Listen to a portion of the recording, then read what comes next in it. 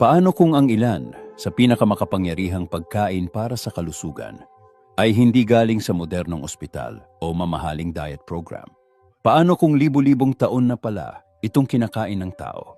At ngayon lang, unti-unting pinapatunayan ng science. Sa panahon ngayon, halos lahat naghahanap ng bagong supplements, trending diets, at mabilisang paraan para gumaling o maging healthy. Pero ang hindi alam ng karamihan, may mga sinaunang pagkain na matagal nang ginagamit bago pa magkaroon ng modern medicine. At ang mas nakakagulat, marami sa mga pagkaing iyon ay mababasa mismo sa Bible. Mga simpleng pagkain tulad ng lentils, olive oil, isda, figs, dates, barley, at honey. Mga pagkain na noon ay normal lang sa hapagkainan. Pero ngayon, pinag-aaralan na ng mga scientists dahil sa kakayahan nitong tumulong laban sa inflammation, digestive problems, mahinang immune system, heart disease, at kahit premature aging.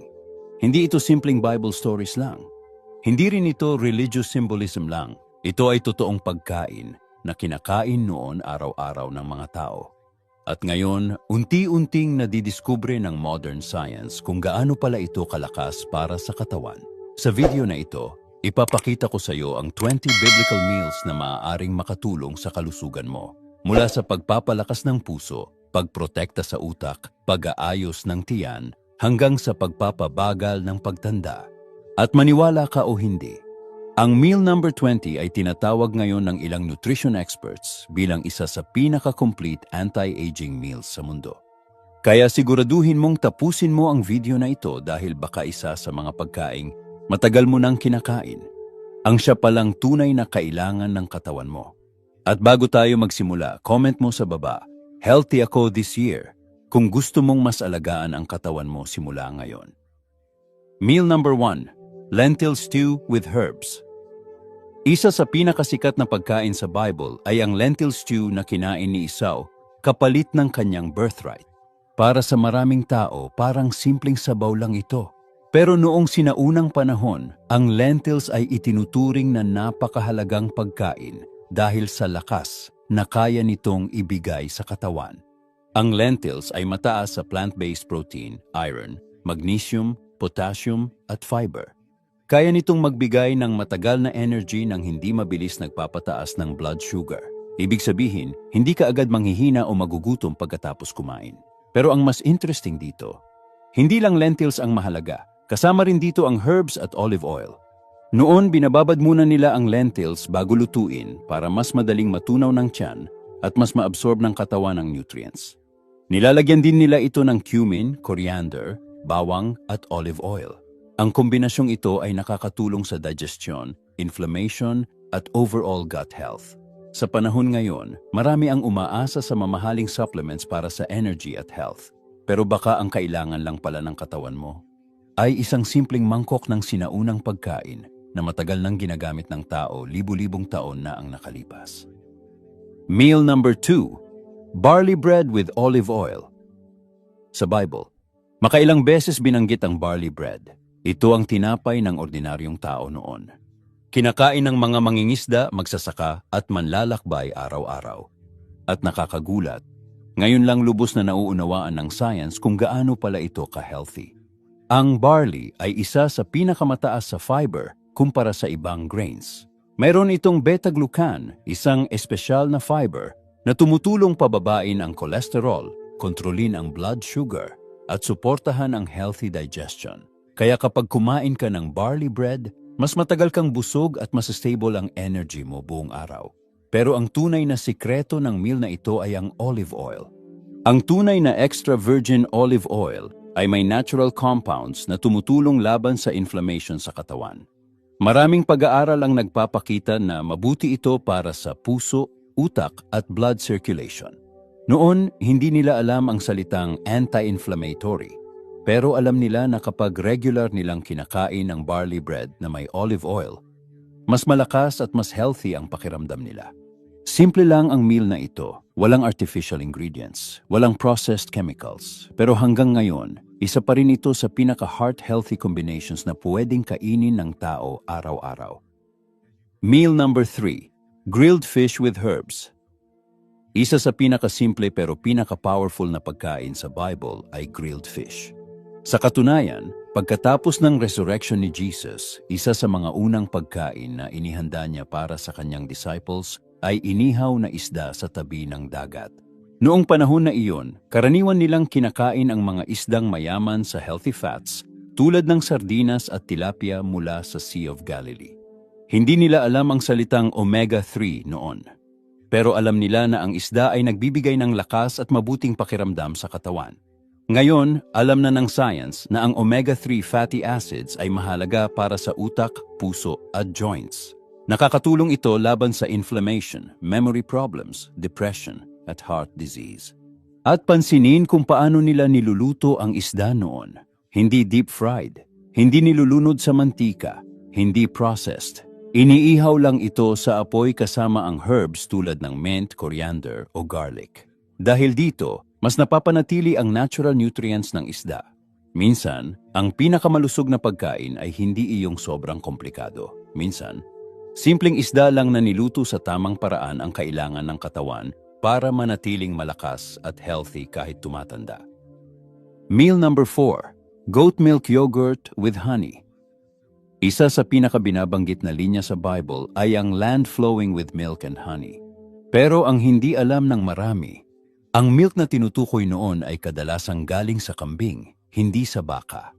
At ayon sa maraming experts ngayon, mas madaling tunawin ng tiyan ang goat's milk kumpara sa ordinaryong dairy products. Mas magaan ito sa digestive system at mas mababa ang posibilidad na magdulot ng bloating o irritation sa tiyan. Kaya noong sinaunang panahon, ginagawa nila itong yogurt para mas tumagal at mas maging healthy para sa katawan. Ang goat milk yogurt ay puno ng probiotics, good bacteria na tumutulong sa digestion, immune system at gut health. At tandaan, maraming sakit ang nagsisimula kapag hindi healthy ang tiyan mo. Pero hindi pa doon nagtatapos ang healing power ng meal na ito. Nilalagyan nila ito ng tunay na honey, hindi processed syrup, kundi raw honey na may natural enzymes at antibacterial properties. Sa modern science, pinag-aaralan ngayon ang honey dahil sa kakayahan nitong tumulong laban sa bakterya at inflammation. Kapag pinagsama mo ang probiotic-rich yogurt at natural honey, parang binibigyan mo ng reset ang tiyan at immune system mo. Simple lang ito noon para sa kanila. Pero ngayon, isa na itong pagkain na itinuturing ng marami bilang natural gut healing meal. Meal number 5, figs and almond meal. Noong panahon ng Bible, ang figs ay hindi lang simpleng prutas. Ginagamit din ito bilang natural na panggamot. Sa isang kwento sa Bible, nagpagawa pa si Prophet Isaiah ng poultice mula sa figs para makatulong sa paggaling ng isang malalang sugat ng hari. At nakakagulat. Ngayon, may mga studies na nagpapakita na ang figs ay may natural compounds na maaaring makatulong laban sa bakterya at inflammation. Ang figs ay mayaman sa fiber, potassium, magnesium at calcium. Mga nutrients na mahalaga para sa puso, muscles at digestion. Nakakatulong din ito para maging healthy ang tiyan at maiwasan ang constipation.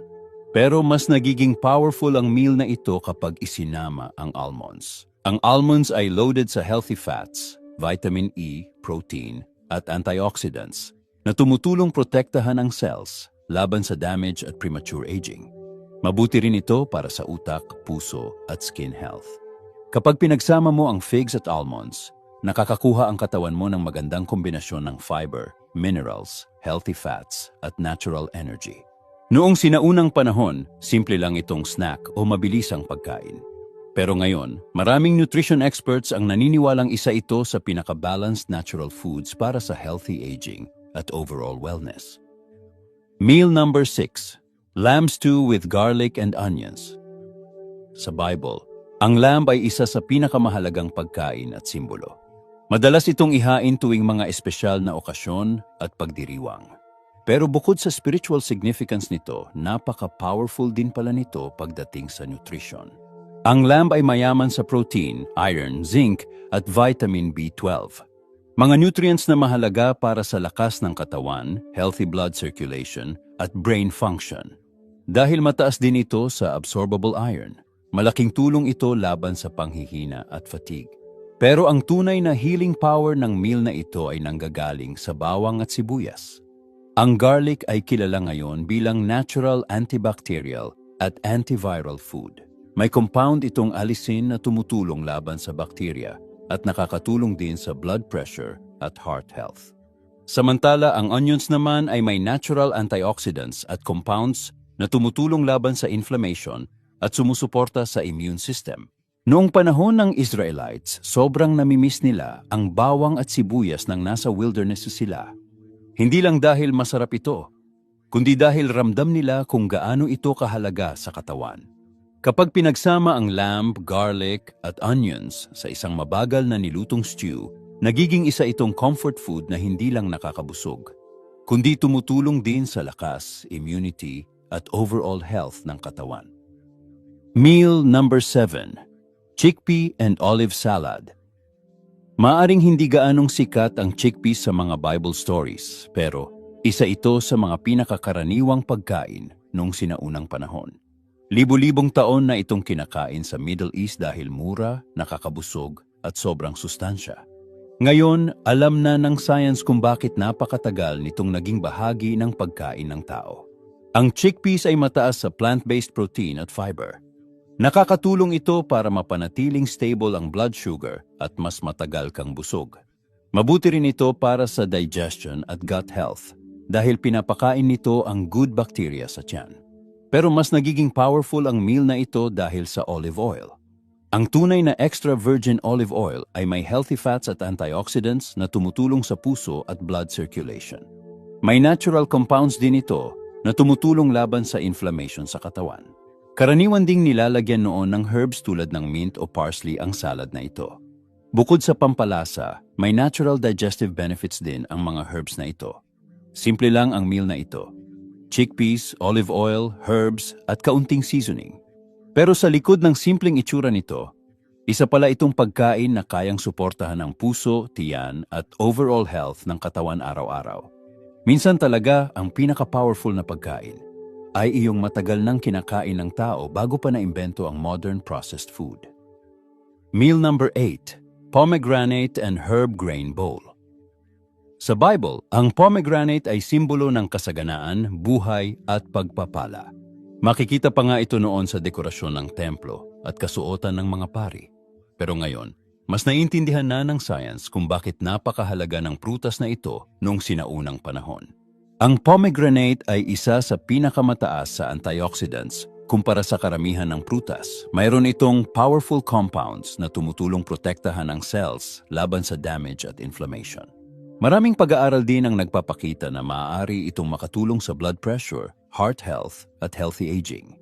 Pero ang meal na ito ay hindi lang tungkol sa pomegranate.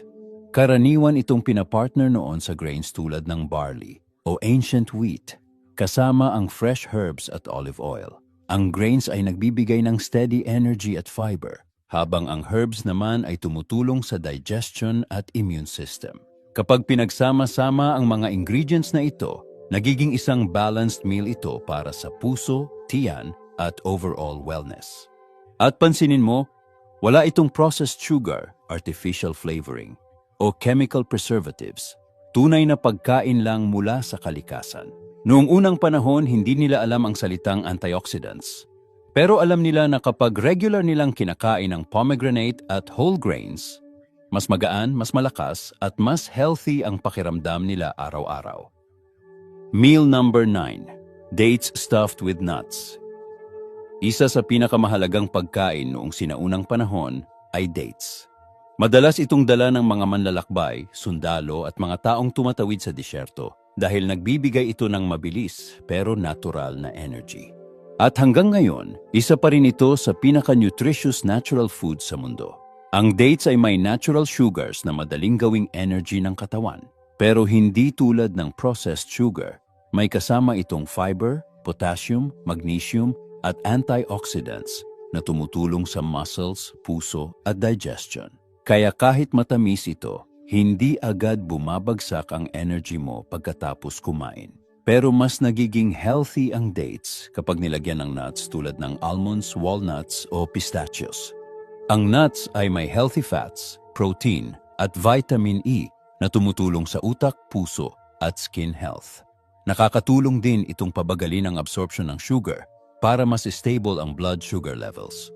Noong sinaunang panahon, parang survival food ang dates with nuts dahil madali itong dalhin, hindi madaling masira, at nagbibigay ng sustained energy sa mahabang biyahe.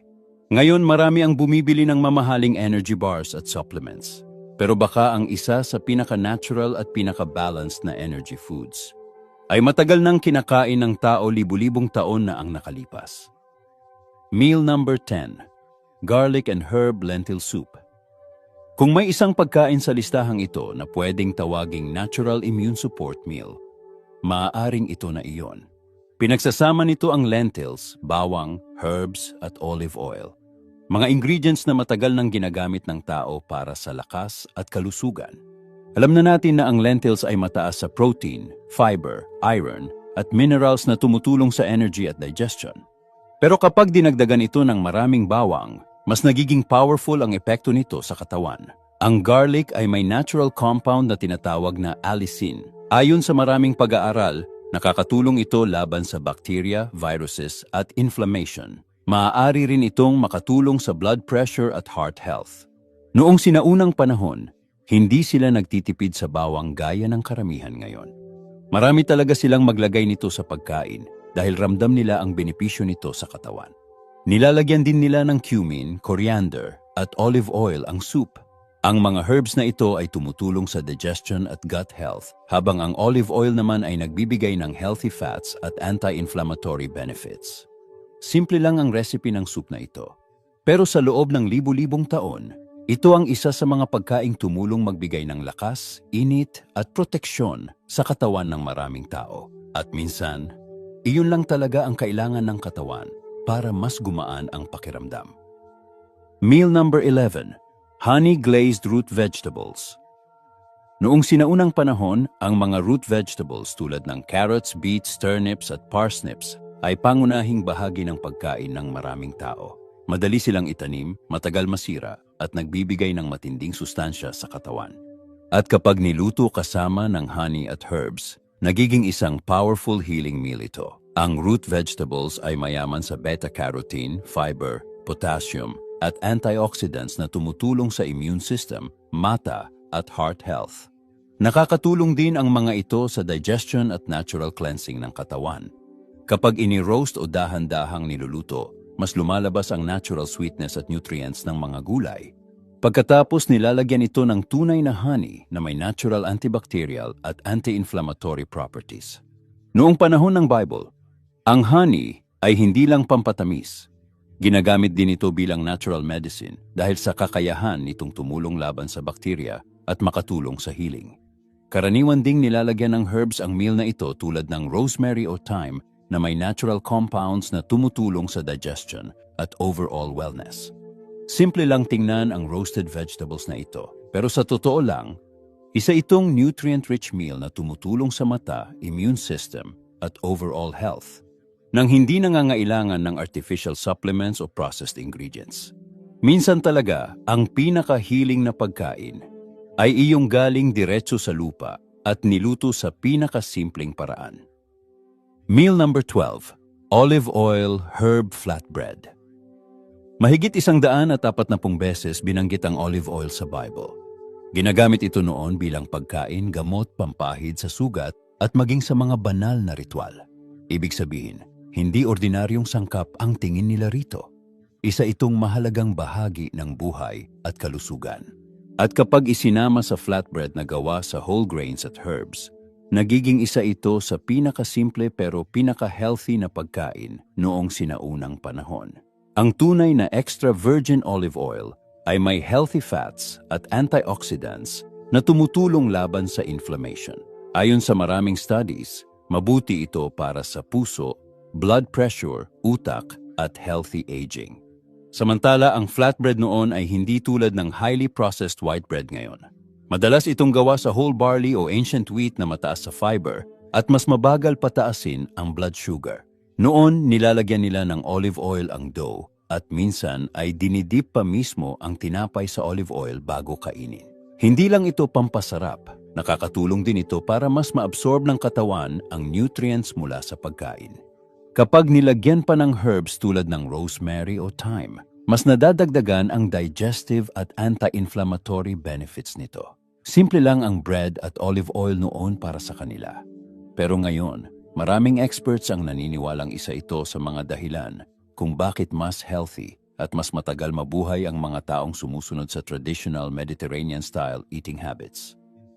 Meal number 13, grape and goat cheese plate. Sa Bible, napakahalaga ng grapes at vineyards. Madalas itong simbolo ng buhay, kasaganaan at pagpapala. Pero ngayon, nadidiskubre ng science na may espesyal palang dahilan kung bakit napakahalaga ng ubas noong sinaunang panahon. Ang grapes, lalo na kapag kinakain kasama ang balat nito, ay mayaman sa antioxidants tulad ng resveratrol at flavonoids. Ang mga compounds na ito ay pinag-aaralan ngayon dahil sa posibleng benepisyo nito sa puso, utak, blood circulation, at healthy aging. May ilang researchers pa nga na naniniwalang nakakatulong ito sa cellular repair at protection laban sa oxidative stress. Isa sa mga pangunahing dahilan ng pagtanda ng katawan. Pero mas nagiging interesting ang meal na ito kapag ipinares sa goat cheese. Ang goat cheese ay gawa mula sa fermented goat's milk na may probiotics at healthy fats na mabuti para sa gut health at digestion. Mas madali rin itong tunawin ng katawan kumpara sa ibang dairy products. Karaniwan ding sinasamahan noon ang plate na ito ng olives at fresh herbs para mas madagdagan ang flavor at health benefits. Simple lang ito tingnan. Ubas, cheese, olives, at herbs. Pero ayon sa ilang experts ngayon, ang kombinasyon ng antioxidants mula sa grapes at probiotics mula sa goat cheese ay maaaring makatulong sa immune system at overall wellness. Minsan talaga ang pinaka-powerful na pagkain ay iyong hindi komplikado, kundi natural at tunay. Meal number 14, barley and vegetable stew. Noong sinaunang panahon, ang barley stew na may gulay ay isa sa pinakakaraniwang pagkain ng ordinaryong tao. Hindi ito mamahaling pagkain, wala rin itong fancy ingredients, pero nakakagulat. Maraming experts ngayon ang naniniwalang isa ito sa pinaka-balanced meals para sa katawan. Ang barley ay mataas sa fiber na tinatawag na beta-glucan na tumutulong pababain ang kolesterol at panatilihing stable ang blood sugar. Dahil dito, mas matagal kang busog at mas steady ang energy mo buong araw. Kapag nilagyan ito ng iba't ibang gulay tulad ng onions, leeks, greens at root vegetables, mas nadadagdagan ang vitamins, minerals at antioxidants na kailangan ng katawan. Ang onions at leeks ay may natural prebiotics na tumutulong pakainin ang good bacteria sa tiyan. At ayon sa maraming pag-aaral ngayon, malaking bahagi ng overall health ang nagsisimula sa healthy gut. Kapag healthy ang tiyan mo, mas maayos din ang digestion, immune system, at kahit mood mo. Nilalagyan din noon ng olive oil at herbs ang stew na ito para mas maging flavorful at mas healthy. Hindi nila alam ang salitang gut microbiome noon. Pero alam nila na kapag regular nilang kinakain ang ganitong klaseng pagkain, mas malakas, mas magaan, at mas healthy ang katawan nila. At minsan, iyon ang sikreto ng tunay na healthy eating. Simpleng pagkain na kayang suportahan ang katawan araw-araw. Meal number 15, roasted eggplant with garlic and olive oil. Maaaring hindi gaanong sikat ang eggplant sa mga kwento sa Bible. Pero isa ito sa mga gulay na matagal nang kinakain sa Middle East at Mediterranean regions. At ngayon, nadidiskubre ng science na napakarami pala nitong benepisyo para sa katawan, lalo na para sa utak. Ang balat ng eggplant ay may natural antioxidant na tinatawag na nasunin. Ayon sa ilang pag-aaral, nakakatulong ito protektahan ang brain cells laban sa damage at oxidative stress na konektado sa pagtanda at memory problems. Kaya kahit simpleng gulay lang ito, maaari pala itong makatulong sa brain health at healthy aging. Noong sinaunang panahon, madalas nilang iniihaw ang eggplant sa apoy hanggang lumambot at magkaroon ng smoky flavor. Pagkatapos hinahalo ito sa olive oil, garlic at herbs. At dito lalong nagiging powerful ang meal na ito. Ang garlic ay may natural antibacterial at anti-inflammatory properties, habang ang olive oil naman ay may healthy fats na tumutulong para mas maabsorb ng katawan ang nutrients mula sa eggplant. Simple lang ang ingredients. Walang processed chemicals, walang artificial flavoring. Pero kapag pinagsama-sama, nagiging isang nutrient-rich meal ito para sa utak, puso, at overall health. Minsan talaga, ang mga pinaka-underrated na gulay, sila pa ang may pinakamalalakas na benepisyo para sa katawan. Meal number 16. Cucumber Mint Yogurt Bowl. Sa mainit at tuyong klima noong sinaunang panahon, napakahalaga ng mga pagkaing nagbibigay ng hydration at nagpapalamig ng katawan. Kaya isa sa mga paboritong kombinasyon noon ay cucumber, mint at yogurt. Simple lang itong tingnan. Pero napakarami pala nitong benepisyo para sa kalusugan. Ang cucumber ay halos puro tubig at mayaman sa bitamina at minerals na tumutulong sa hydration, skin health at digestion. Mayroon din itong natural compounds na tumutulong laban sa inflammation. Kaya noong panahon ng Bible, sobrang mahalaga ng cucumber, lalo na sa mga taong nagtatrabaho sa ilalim ng matinding init. Kapag pinagsama ito sa goat milk yogurt, nadadagdagan ang probiotics na mabuti para sa tiyan at immune system. Nakakatulong din itong ma-relax ang digestive system at bawasan ang discomfort sa tiyan. At syempre, hindi mawawala ang mint.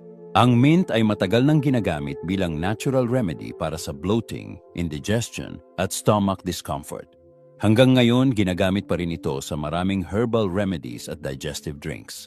Kapag pinagsama ang cucumber, yogurt, at mint, nagiging isang cooling at refreshing meal ito na tumutulong sa hydration, digestion, at overall wellness. Hindi ito mabigat sa tiyan, hindi rin ito overloaded sa unhealthy ingredients. Pero minsan, ang simpleng pagkain na nagpapagaan ng pakiramdam ng katawan, iyon pala ang tunay na healing food na kailangan natin araw-araw. Meal number 17. Roasted lamb with dates and herbs. Noong sinaunang panahon, ang roasted lamb ay pagkain para sa mga espesyal na okasyon at pagdiriwang. Pero hindi lang ito tungkol sa selebrasyon. Isa rin pala itong meal na nagbibigay ng matinding nourishment sa katawan. Ang lamb ay mayaman sa protein, iron, zinc, at vitamin B12 na mahalaga para sa lakas, energy, at healthy blood circulation. Dahil mataas din ito sa absorbable iron, nakakatulong ito laban sa panghihina at fatigue. Pero ang mas nakakagulat, mas nagiging healthy pa ito kapag isinama sa dates. Ang dates ay nagbibigay ng natural energy, potassium, fiber, at antioxidants na tumutulong sa digestion at recovery ng katawan. May mga studies din na nagpapakitang nakakatulong ito sa iron absorption. Kaya kapag pinagsama ang lamb at dates, mas nagiging balanced ang meal. May protein para sa muscles at may natural carbohydrates para sa energy. Noon nilalagyan din nila ito ng herbs tulad ng rosemary, thyme, at mint. Bukod sa pampabango at pampasarap, may natural digestive at anti-inflammatory benefits din ang mga herbs na ito. Kapag mabagal na ni-roast ang lamb kasama ang herbs at dates, nagiging isang comforting at nutrient-dense meal ito. Hindi nakakagulat kung bakit espesyal ito para sa mga tao noon. Dahil bukod sa masarap, isa rin pala itong pagkain na tumutulong magbigay lakas, recovery, at nourishment sa katawan pagkatapos ng mahirap na trabaho o mahabang paglalakbay. Meal number 18. Herb and olive oil bean stew. Kung may isang pagkain na paulit-ulit kinakain ng mga tao noong sinaunang panahon, ito ay bean stew. Hindi ito luxury food. Hindi rin ito pang-espesyal na okasyon. Isa itong simpleng pagkain na kayang bumusog at magbigay ng lakas araw-araw. At ayon sa maraming health experts ngayon, maaaring ito rin ang isa sa mga sikreto ng mahabang buhay noon. Ang beans tulad ng chickpeas at fava beans ay mataas sa plant-based protein, fiber, iron, magnesium, at potassium. Nakakatulong ito sa puso, digestion, at blood sugar control. Pero ang pinakamahalagang benepisyo nito ay ang epekto nito sa gut health. Ang fiber mula sa beans ay nagsisilbing pagkain ng good bacteria sa tiyan. Kapag healthy ang gut mo, mas maayos din ang immune system, digestion, at overall health ng katawan. Noong sinaunang panahon, niluluto nila ang beans nang mabagal kasama ang garlic, onions, herbs, at olive oil. Hindi lang ito pampasarap. Nakakatulong din ang kombinasyong ito laban sa inflammation at digestive problems. Ang olive oil naman ay nagbibigay ng healthy fats na tumutulong sa puso at blood circulation. Simple lang ang stew na ito. Pero sa loob ng libu-libong taon, ito ang klase ng pagkain na tumulong magbigay ng sustained energy at magandang kalusugan sa maraming tao. At minsan, ang tunay na healthy food ay iyong hindi mahal, kundi consistent na kinakain araw-araw. Meal number 19, Fig and Barley Breakfast Bowl. Noong sinaunang panahon, napakahalaga ng almusal dahil kailangan nitong magbigay ng sapat na lakas para sa buong araw na trabaho. Kaya ang mga pagkain noon ay simple pero nutrient-dense, tulad ng figs at barley. Ang barley ay mataas sa fiber na tumutulong sa stable energy at blood sugar control. Dahil dito, hindi agad bumabagsak ang energy pagkatapos kumain. Mas matagal kang busog at mas steady ang pakiramdam ng katawan. Samantala ang figs naman ay mayaman sa potassium, magnesium, calcium at natural fiber na mabuti para sa digestion at overall wellness. Nakakatulong din ito suportahan ang healthy gut bacteria. Noong panahon ng Bible, madalas nilang pinagsasama ang grains, fruits, yogurt at honey para gumawa ng balanced breakfast. Kapag nilagyan ng goat milk yogurt ang barley at figs, nadadagdagan ito ng probiotics na tumutulong sa tiyan at immune system. At kapag nilagyan naman ng honey, nagkakaroon ito ng natural sweetness at antibacterial benefits. Sa modern science ngayon, maraming experts ang naniniwalang mahalaga ang unang meal ng araw dahil naaapektuhan nito ang energy, metabolism at digestion sa buong maghapon. At nakakagulat isipin na libu-libong taon na palang ginagawa ito ng mga tao noon. Hindi man nila alam ang salitang gut health o metabolism, pero alam nila na kapag ganito ang simula ng araw nila, mas malakas at mas magaan ang pakiramdam ng katawan hanggang gabi. Meal number 20, the Biblical 7 Foods Feast Bowl. At dumako na tayo sa pinaka-powerful na meal sa listahang ito. Sa Deuteronomy 8 verse 8, may 7 pagkain na espesyal na binanggit bilang pagpapala ng Diyos sa Promised Land. Wheat, barley, grapes, figs, pomegranates, olives, at dates. Noong una iniisip ng marami na simbolo lang ito ng kasaganaan. Pero ngayon, napansin ng mga nutrition experts na kapag pinagsama-sama ang 7 pagkaing ito, parang nabubuo ang isang napaka-balanced at nutrient-rich healing meal. Ang wheat at barley ay nagbibigay ng fiber at steady energy para sa katawan. Ang grapes ay may antioxidants na tumutulong sa puso at healthy aging. Ang figs ay may minerals at fiber para sa digestion at overall wellness. Ang pomegranates naman ay kilala ngayon bilang isa sa pinaka-powerful antioxidant-rich fruits sa mundo. Ang olives at olive oil ay tumutulong laban sa inflammation at mabuti para sa puso at utak. At ang dates naman ay nagbibigay ng natural energy, potassium at nutrients para sa recovery at strength. Kapag pinagsama-sama ang mga pagkaing ito sa isang bowl, nakakakuha ang katawan ng fiber, healthy fats, antioxidants, vitamins, minerals at natural energy. Halos lahat ng kailangan para suportahan ang overall health. At ang mas nakakagulat, libu-libong taon na pala itong nakasulat sa Bible bago pa naimbento ang modern nutrition science. Minsan talaga ang sinaunang wisdom, mas advanced pa kaysa sa inaakala natin. At baka ang tunay na sikreto sa mas malusog at mas mahabang buhay ay matagal nang nasa harap natin buong panahon. Pagkatapos nating makita ang 20 biblical meals na ito, isang bagay ang malinaw.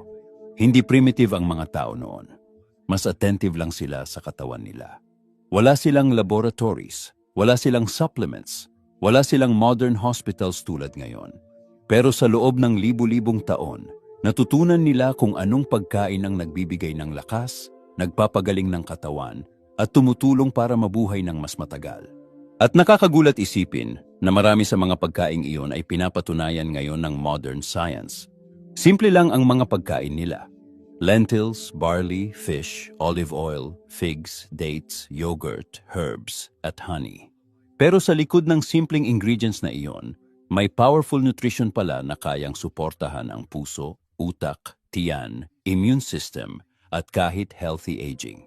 At isa sa pinakamahalagang natutunan natin ngayon, hindi lahat ng healing ay galing sa gamot. Minsan, nagsisimula ito sa tamang pagkain. Dahil kapag healthy ang tiyan mo, naapektuhan nito ang energy mo, immune system mo, mood mo, at buong katawan mo. Kaya minsan, ang tunay na healing ay hindi mo makikita sa pinakamahal na supplements o pinaka-trending na diet online. Minsan, nasa simpleng pagkain lang na matagal nang ibinigay sa tao. At baka ang katawan mo, hindi naman talaga naghahanap ng mas komplikadong diet. Baka gusto lang nitong bumalik sa tunay na pagkain. Yung pagkain na hindi overloaded sa chemicals, preservatives, at artificial ingredients. Yung pagkain na galing mismo sa kalikasan. Kaya ngayon gusto kong malaman, sa 20 biblical meals na nakita natin today, alin dito ang gusto mong subukan agad? Comment mo sa baba. At kung gusto mo pa ng mas maraming videos tungkol sa health, wisdom, at natural living para sa mga Pinoy, huwag mong kalimutang mag-like, subscribe, at pindutin ang bell para hindi mo mamiss ang mga susunod nating videos.